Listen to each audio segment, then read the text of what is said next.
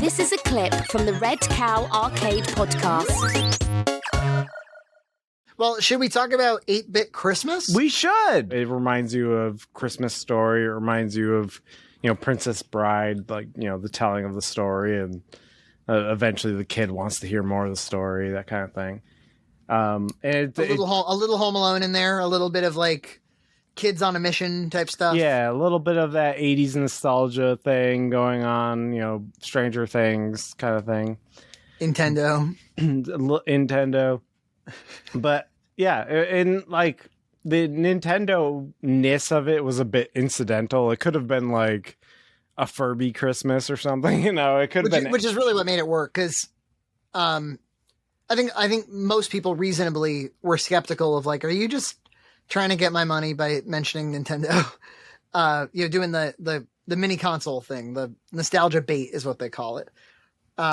Where it's getting tired. We've seen Stranger Things. We've seen it. Hey,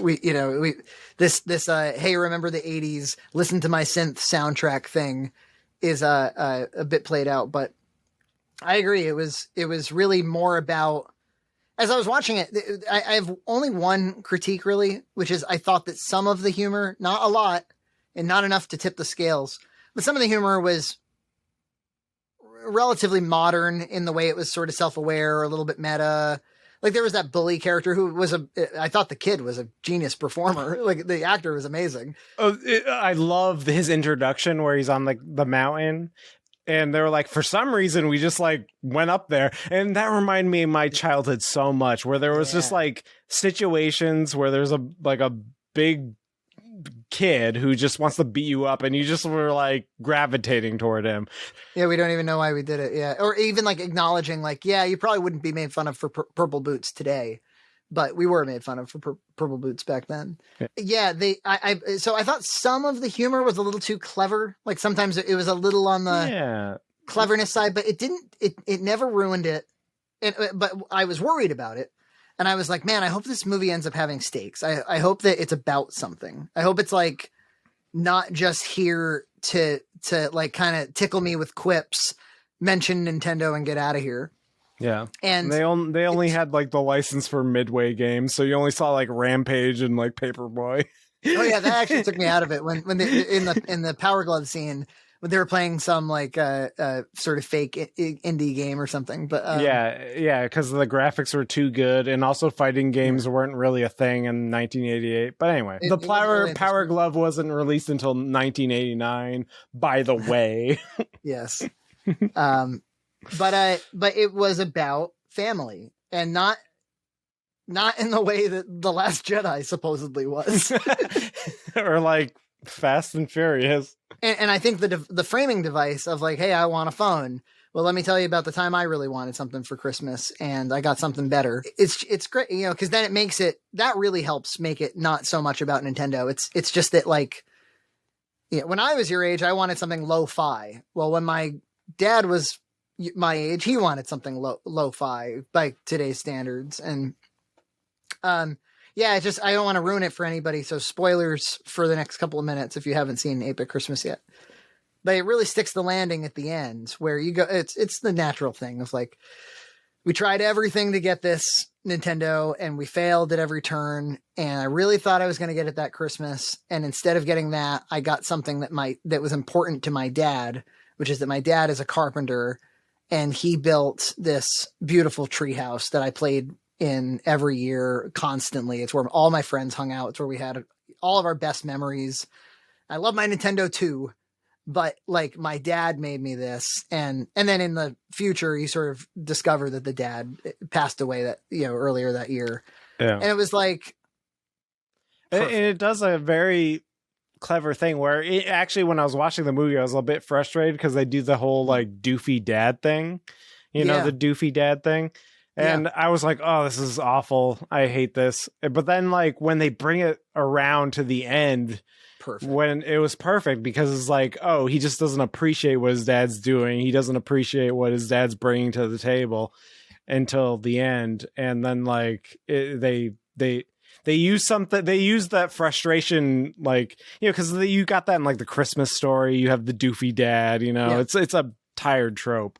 So they actually use that to tell a really compelling ending in the story. Yeah, he wasn't just some piece of shit. He's a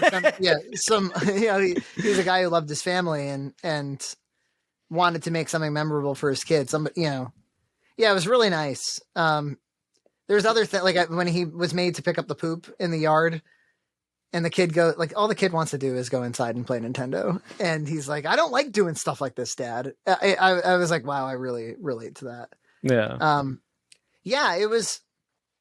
I mean, in an otherwise pretty cynical world where it's hard to make something innocent, it's hard to make something about something as simple as our family relationships. It was just, especially during Christmas, which is almost itself, I think, cliche for a lot of people, Christmas entertainment. So there's so much, this is what I'm trying to say. There's so much temptation. There's so much urging to make it subversive, to make it a parody of what it's homaging. Or make it overly cynical or something like that. And instead you told a story about Christmas, which we've gotten so far from that. I almost didn't think it was possible.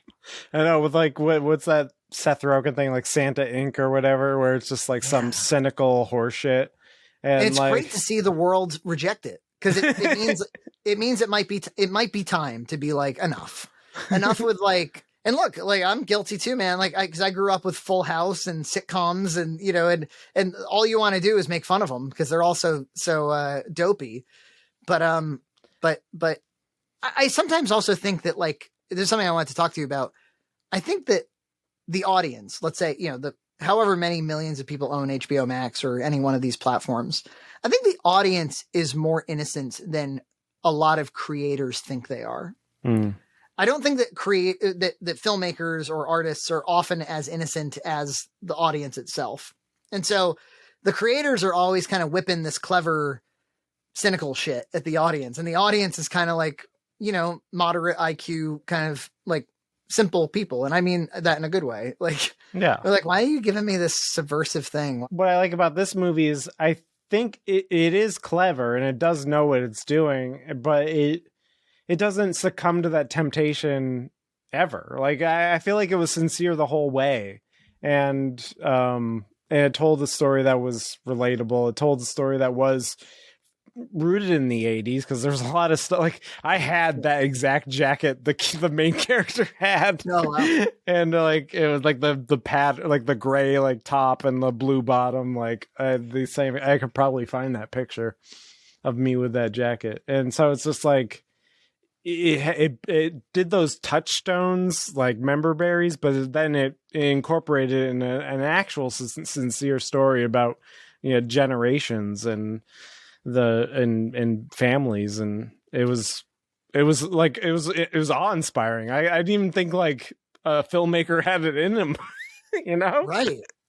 It's promising. It means that maybe we're turning a corner on the way that we regard our entertainment, that maybe we want to make something for the human spirit. Yeah, something that it will endure and not just deconstructing. If you want something that checks all these same boxes that we're talking about, did you like the Wonder Years growing up?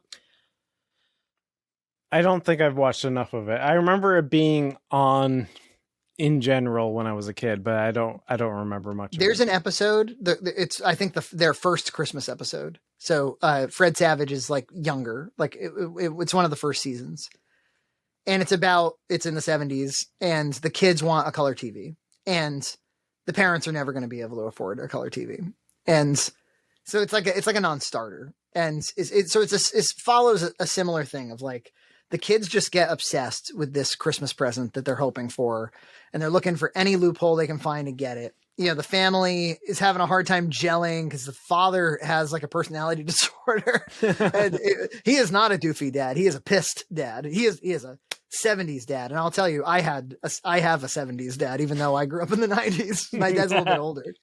I shouldn't, my dad's not pissed, but he's got a more, I don't know, patriarchal kind of regard for the family, a little bit of distance, like emotional distance. And anyway, it's a beautiful 25 minutes of TV. It really, like, that's another one to put on for Christmas. There's this scene where he finds out that like his crush, Winnie, that her older brother died in Vietnam. He had, and he knew, but he forgot that would matter to her on Christmas. And so that kind of like creeps up out of nowhere. And spoilers, much like 8-Bit Christmas, they do not get the color TV. He's like, and we did get that color TV 3 years later, we wanted it. We didn't get it. It's good stuff, man. That's the kind of holiday entertainment I'm looking for. Yeah. Yeah. And I think this is actually a good movie, and I think it'll endure, which is, you can't say a lot about the Christmas trash movies that they pump out. So. Oh, that's the other thing is that, I sometimes wonder, I'm like, all right, I don't know what's an HBO Max subscription cost, $14 a month? It's something like that. $14, $10. I don't know. I just pay it. I wonder, they're making a few $1 billion a year or something. And I often wonder, like, what does that pay for content? Because on the one hand, they want good. They're not going to shovel trash onto the platform if they can help it. That goes for all of these. So you want premium stuff, but you also can't spend $100 million on every one of your projects. You're not Netflix and taking out loans constantly. Yeah. So finding this, I think for a while, like the superhero genre for theatrical releases kind of like eclipsed. Like we used to get $10 million, $30 million comedies all the time in theaters. Yeah. And then that just kind of stopped. It was like, nobody's going to go to a theater to watch a $30 million comedy. And now this I don't know what the budget was on this. My guess would be like 25 mil. And it's kind of like the perfect, like, it's almost like a master class. And like, this is exactly for production quality, the minimum that you're going to get on a platform like this, or they spent the minimum that they can spend on for content like this. And then the content itself is really strong, which brings it over the line and says, yeah, that was kind of worth the subscription fee for that viewing. Yeah. That's the thing is that, when I saw it and enjoyed it, I was like, wow, I enjoyed a non-superhero movie. Like, it was like a rarity. It was nice. And it wasn't bogged down by low budget or anything. It looked like it looked like a theatrical film. But we wouldn't have watched it if there wasn't the Nintendo connection, probably. So there's still like a marketing laundering effect. It's sort of like how Joker was not really about the Joker, but they called it Joker to make a cool movie. Yeah, I'm okay with that. There was enough fun Nintendo jokes. I love the Nintendo kiosk who was just like, "Where's your sister?" That was super fun. Yeah, that was pretty. The fun. retainer stuff is genius. I love the joke about like, my dad made it clear what to do if I lost my retainer. Don't come home. And he was like, and I have no idea what it costs. I assume it's the cost of a new car or something. That's great. Yeah, I liked it so much that I put it on with my kid, who's 4 and doesn't normally respond very well to live action stuff. But she does love me like live narrating. If I'm engaged and I'm telling her what's going on the whole time, she's pretty into it. So she learned about what a retainer was, and she loved it. And yeah, there's basically no swearing in the thing at all. Yeah. Even though it doesn't feel utterly innocent. It doesn't feel like it's for little children or something. It's a good family movie. We've talked about this before, where it's like the kind of the family genre went away. Yeah, it's especially important as I'm getting older. I'm not, and as I'm making YouTube videos that are more family friendly. Yeah. It's like I feel like I'm growing up, and I'm appreciating when filmmakers actually make something that appeals to all ages, but it's not childish, but it's not like crass, Right. It doesn't insult your intelligence, but it's also not gratuitous or it makes it so that only a segment of the audience could possibly watch it. I sound like an old man. Oh, very good. Yes. You're such a good boy, Jake. Subscribe to Red Cow Entertainment on Patreon for full episodes every other week.